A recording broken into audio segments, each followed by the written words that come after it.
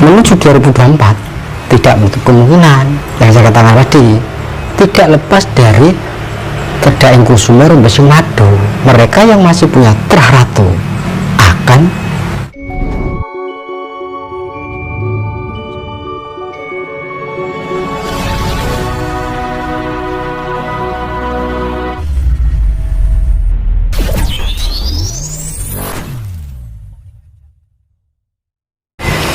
ini kan banyak para pelaku spiritual juga memprediksi bahwa nanti pemilu tahun 2024 ini akan beda dengan pemilu-pemilu tahun sebelumnya. Akan banyak terjadi gejolak di mana-mana. Apakah ini yang tadi Kak Ngayo mengatakan bahwa akan terjadi guru-guru setelah 7 pemimpin? Nah, kalau kita kembali ke konsep carakan Anacaraka yang 20 itu Mas ya, kalau saya punya keyakinan ke arah situ. Artinya apa? Sejarah ternyata bisa dikaji, dipelajari.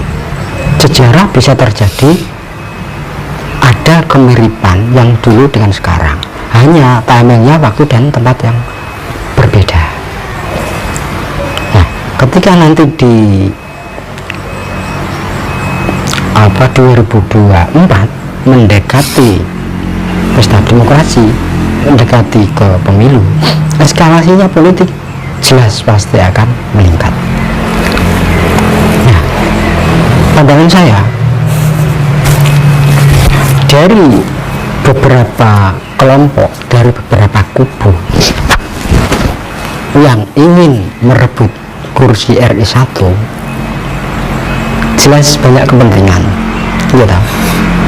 Apalagi di saat kondisi ekonomi masyarakat kita yang seperti ini. Nah, kalau saya mengkaji secara historis, nanti yang maju di 2024 cenderung yang memiliki syarat Trah kuat. Artinya yang masih Tedhaing Kusuma Rembesing Madu, mereka yang masih mempunyai Trah Ratu yang akan dalam, maksudnya masih Trah Ratu gimana ya? Nah, begini, jadi mereka yang berada di pusaran kekuasaan ataupun mereka yang berusaha ingin menuju kepada pusaran kekuasaan, itu tidak lepas dari mereka yang masih punya darah Ratu Raja, yang masih Tedhaing Kusuma Rembesing Madu. Artinya yang memiliki darah Ratu. Jadi nanti kalau pedisa 2024 yang dari Trah Satrio Kinunjara Moro Kuncoro pasti ada. Artinya dari Trah Bung Karno kan muncul, misalkan Mbak Puan Maharani ada, misalkan yang dari Trah Satrio Wibowo Sandong Simpar, dari Trah Cendana mungkin juga ada, langsung dan tidak langsung. Yang dari Trah Satrio Pandhita Sinsanwayu, dari Trah Pak Jokowi mungkin juga ada. Karena apa? Antara Mas Gibran dan Mas ini yang di Sumatera Utara itu, menantu beliau, dua-duanya juga sudah dimasuk link kekuasaan, dua-duanya juga bagian dari keturunan atau Trah Ratu. Nah, kemudian ada lagi yang dari Trah Satrio Boyo Pambukan Gapuro, dari Trah Pak SBY ada Mas AHY gitu, dengan kendaraannya Demokrat.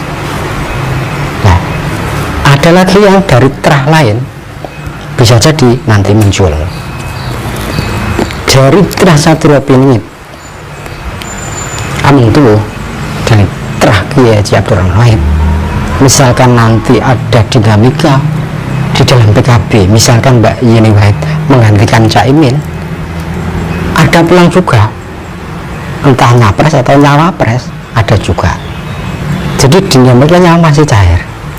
Nah, menuju 2024 tidak menutup kemungkinan yang saya katakan tadi, tidak lepas dari tidak ing kusuma rumbesing madu, mereka yang masih punya terah ratu akan menuju kepada pusaran kekuasaan. Nah, kenapa? Karena dari mulai zaman Mataram kuno, kemudian beralih ke Majapahit, beralih ke Mataram Islam, melanggengkan dinasti kekuasaan itu sudah menjadi sebuah keniscayaan, jadi tidak bisa dipungkiri. Nah, ketika nanti di kontestasi 2024 tidak menutup kemungkinan, tidak jauh dari terah-terah beliau itu akan bertarung di dalam pesta demokrasi 2024. Nah, cuma menurut kajian saya begini, untuk Ratu Tanah Jawa nih, mulai dari Pak Karno atau Bung Karno sampai dengan Pak Jokowi gitu, secara kajian saya secara historis nih, tidak lepas dari terah Ranggelawe. Dan ini menarik sekali kalau kita kaji. Masalahnya apa? Kalau kita kaji secara historis gitu, dari 1 sampai 7 silsilah, saya yakin mengerucut ke sana. Artinya apa? Pada Inggris merujuk madu dari terah Ranggelawe yang menurunkan raja-raja besar di Jawa. Misalkan gitu, kalau kita mengenal Pak atau Bung Karno, Satrio Kinjero Murwo Kuncoro, masih keturunan HB2 Hamengkubuwono. Kalau ditarik garis ke atas gitu, keturunan Sutowijoyo, arahnya ke sana juga keturunan Ranggelawe. Begitupun juga sama, perebutan Pulung Wahyu Keprabon akan terus terjadi. Dulu ketika di zaman Pak Harto gitu, di zaman Pak Harto beliau sudah mendapatkan sebuah isyarah, sebuah sasmita. Nah, ceritanya begini, ketika Bung Karno masih menjabat, Bung Karno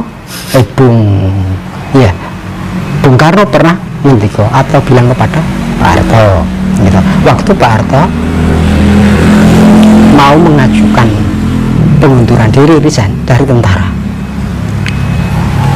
Pak Harto ingin menjadi gubernur di Papua. Loh, kenapa di Papua? Ya kan begitu pertanyaannya.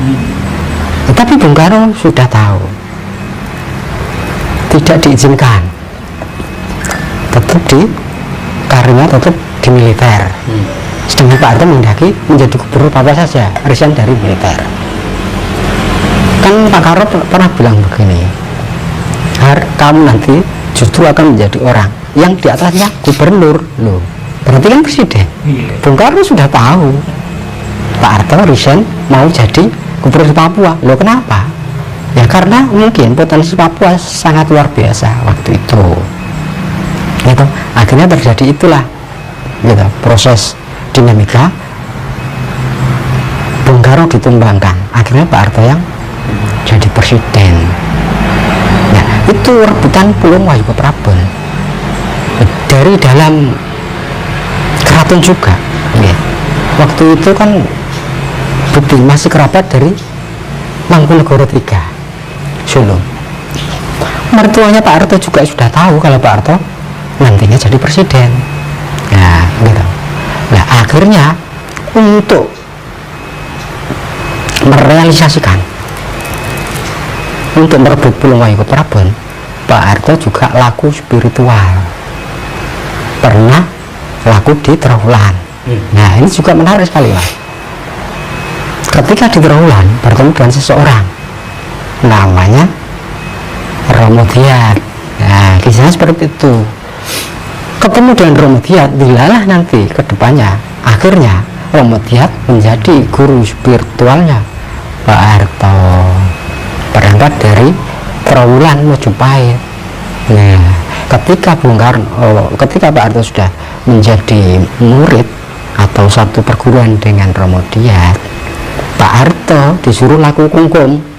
Ya, laku kungkum ketika di Kali Tempuran Semarang mendapat wisi bahwa nanti beliau akan jadi penggantinya Pak Ahmad Yani, dan itu terjadi. Dari laku spiritualnya Topo Gunggung Pak Harto di Semarang itu terjadi peristiwa 65. Pak Harto menggantikan Pak Yani. Nah, Pulung Wahyu Keprabon sepertinya turun ke Pak Harto setelah menjadi Pangap, Panglima Angkatan Darat, menggantikan Pak Yani. Pak Harto kan posisinya terus melejit gitu. Nah, itu tidak lepas dari buah laku spiritual dari Pak Harto sendiri. Nah, kemudian di apa istilahnya, di pusaran kekuasaan waktu itu,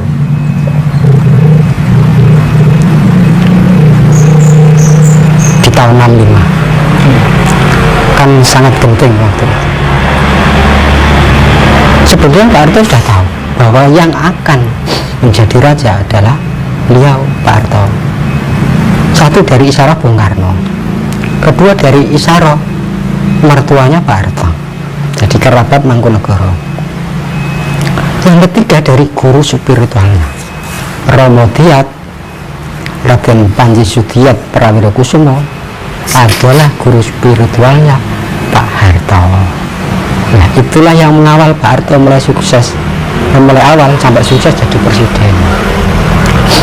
Karena mungkin beliau tahu siapa yang akan nanti memegang atau dapat Pulung Wahyu Keprabon di RI 1.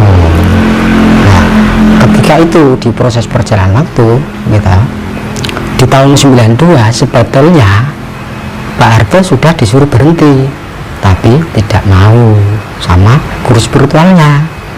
Karena apa? Sudah ada isyarat. Nah, waktu itu, nah ini kisahnya menarik sekali ya. Ketika di 97 Krismon itu awal dari surutnya Pak Harto, itu ada kisah menarik begini. Ketika itu pihak Cendana dihubungi dari pihak Tuban sini, ada isyarat dari Pesarian Senopati Mataram Kartowijaya yang ada di Bandung Pelodok Pelumpang sini. Nah, beliaunya Simbah Sunoko ini mendapat isyarat, artinya ada simbol waringin rubuh, Orde Baru akan tumbang. Nah, menarik sekali terkait dengan Pulung Wahyu Keprabon di tanah Jawa. Waktu itu beliau menghubungi pihak Cendana, pesannya disuruh ke Tuban gitu, dari pihak Cendana. Nah, pihak Cendana sendiri konsultasi dengan waktu itu, konsultasi dengan Ki Haji Abdurrahman Wahid, konsultasi dengan Gus Dur, karena ingin atau dianjurkan untuk menghadap sowan ke Tuban. Ada isyarat begitu, ada isyarat ringin rubuh, berarti Orde Baru dalam kondisi sudah mulai gonjang-ganjing. Nah, ketika Gus Dur dihubungi pihak Cendana, sepertinya Gus Dur juga sudah waskita, sudah tahu saat turun arah. Yang pihak Cendana tidak boleh ke sini, alasannya jalannya jelek, tidak bisa dilalui mobil. Akhirnya apa? Kita 97 awal Krismon, 98 Pak Harto tumbang dengan Sasmito, mitologi di Hanacaraka waringin rubuh. Nah, sebetulnya dari Tuban Sasmitanya, Mas, dari Sarian itu Mbah Kartowijaya, isyaratnya dari sini, dari Tuban, waringin rubuh jatuhnya Soeharto. Cuma waktu itu mungkin karena kecerdikan dan kewasitaan Gus Dur, akhirnya tidak jadi ke sini. Nah, makanya saya katakan Tuban adalah barometer nasional, baik secara spiritual, secara kultural, secara politik. Karena apa? terkait dengan Ratu Pandita di tanah Jawa ini, yang paling sepuh di sini. Jadi banyak isyara ada di sini, termasuk Bung Karno, Pak Supriyadi ketika ingin gayuh wahyu ke Prabon, kenapa harus laku tirakat di Tuban? Pertanyaan itu, kenapa harus di Tuban? Nah, kalau menurut saya Tuban itu kan sepuh artinya tua. Makanya minuman pun, minuman khasnya disebut tua, dari kata tua gitu. Nah, makanya kalau orang Jawa bilang saking ininya ya, saking tuanya dibilang tua kan gitu ya.